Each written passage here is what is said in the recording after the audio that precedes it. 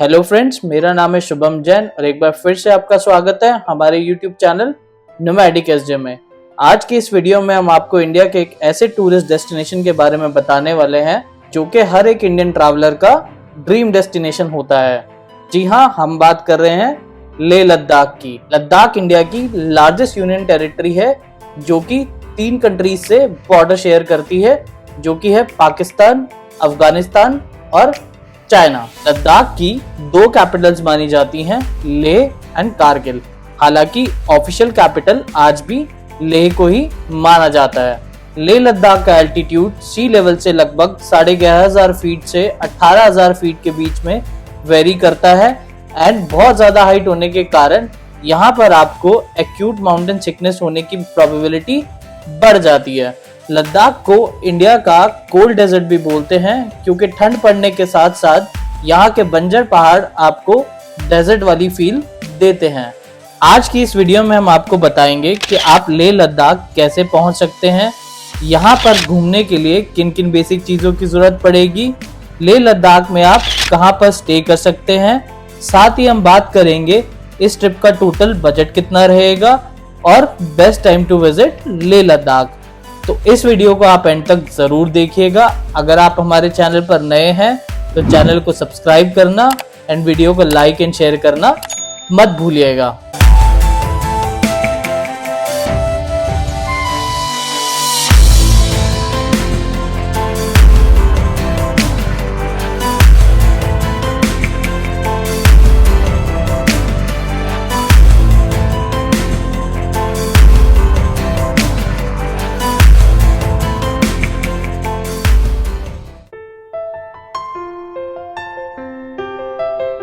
Day 1 पर morning में आप पहुंचेंगे लेह पहुंचने के आपके पास 2 तरीके हैं।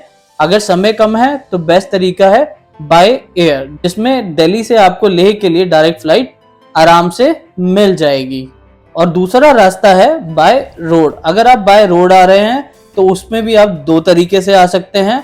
पहला रास्ता जो है आप मनाली से होते हुए लेह पहुंच सकते हैं और दूसरे रास्ते में आप श्रीनगर कारगिल होते हुए लेह आ सकते हैं।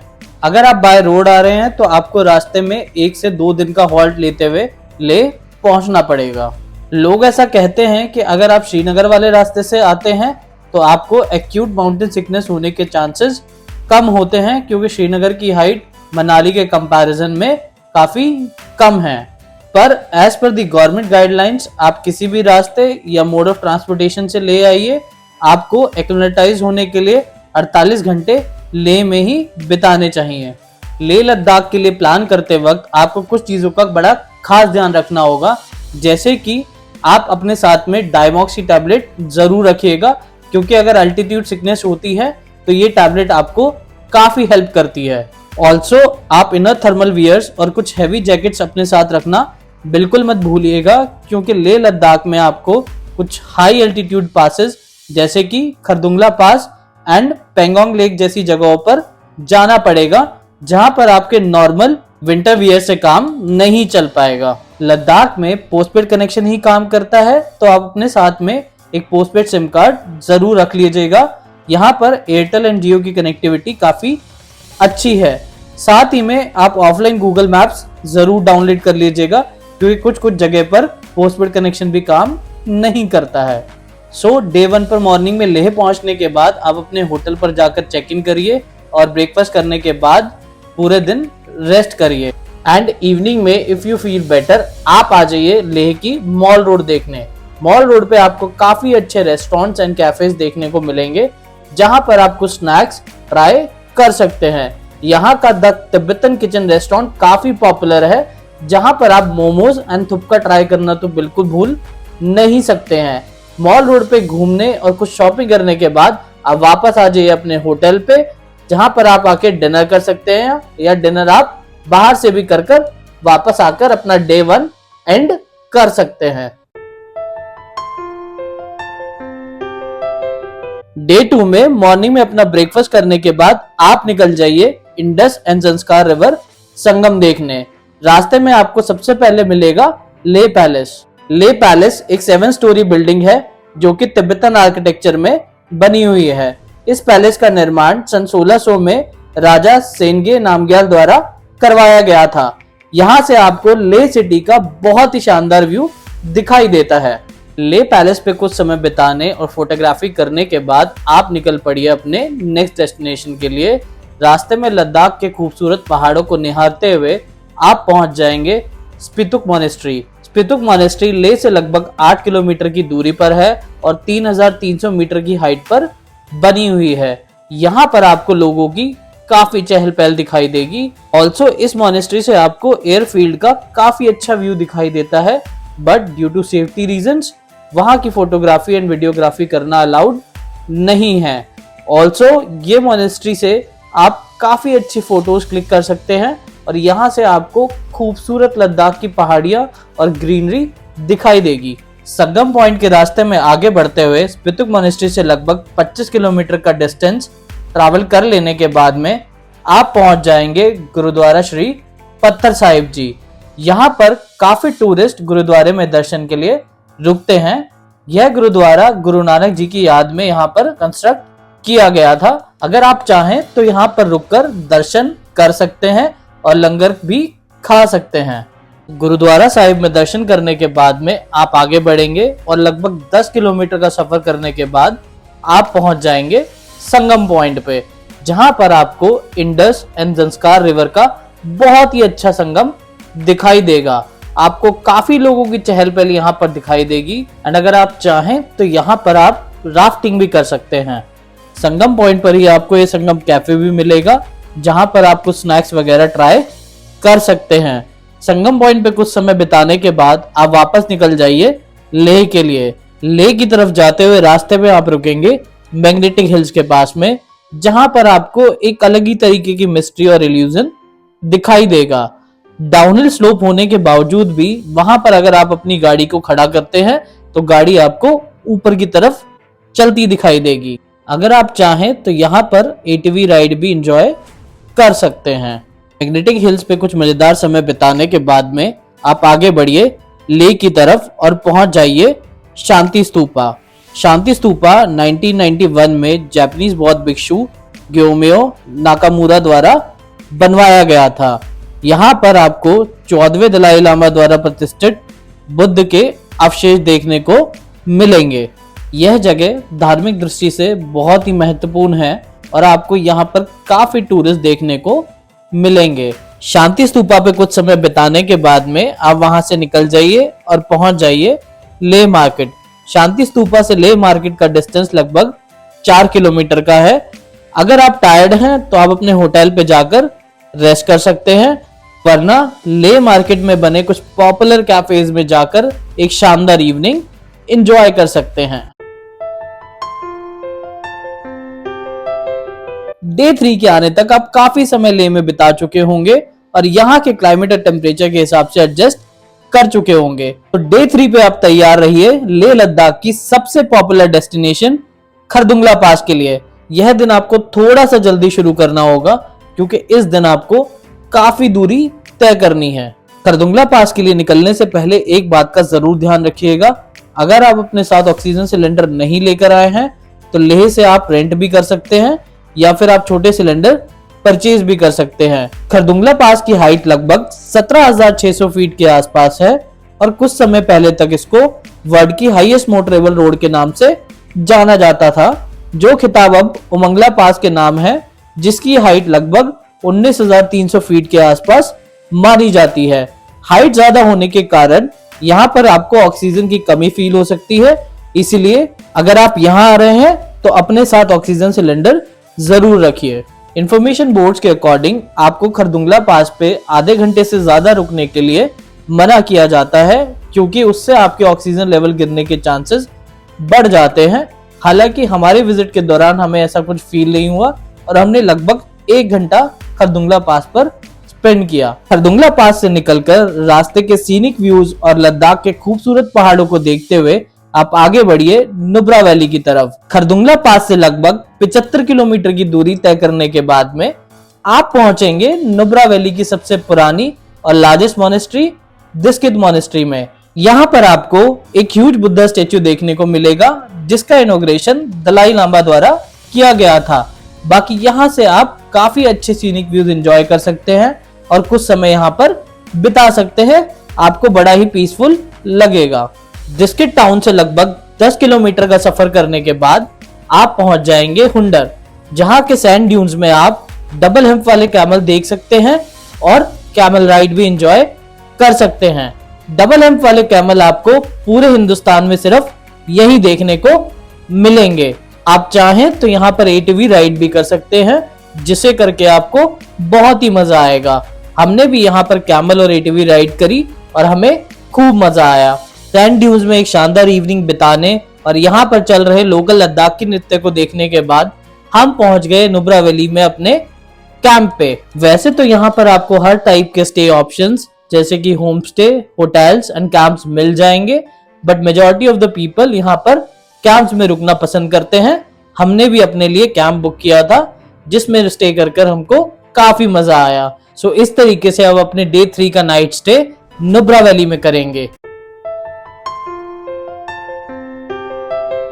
डे 4 पर अगर आपके पास एक दिन एक्स्ट्रा है तो आप नुब्रा वैली से चले जाइए तुरतुक।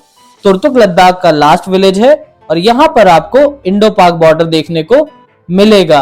1971 की वॉर से पहले यह विलेज पाकिस्तान के पास था, बट वॉर के बाद में इंडियन आर्मी ने अपना कंट्रोल इस विलेज पर ले लिया था। आप विलेज में बने बालिटी हेरिटेज हाउस एंड म्यूजियम में विजिट कर सकते हैं। साथ ही यहाँ के पॉपुलर फ्रेंच कैफे में कुछ अमेजिंग डिशेस ट्राई कर सकते हैं। अगर आप तुरतुक विजिट करते हैं तो उस दिन का नाइट स्टे आपका नुब्रा वैली में ही रहेगा। डे 5 पर आप तैयार हो जाइए लद्दाख की सबसे पॉपुलर एंड वर्ल्ड की हाईएस्ट सॉल्ट वाटर लेक देखने के लिए। जी हाँ, हम बात कर रहे हैं 3 इडियट्स वाली पॉपुलर पेंगोंग लेक के बारे में। इस दिन आप कोशिश करिए कि आप सुबह 7 बजे पेंगोंग लेक के लिए निकल जाएं, क्योंकि नुब्रा वैली से पेंगोंग लेक तक का रास्ता लगभग 250 किलोमीटर का है और कुछ एक पैच खराब होने के कारण आपको रास्ते में दिक्कत का सामना करना पड़ सकता है।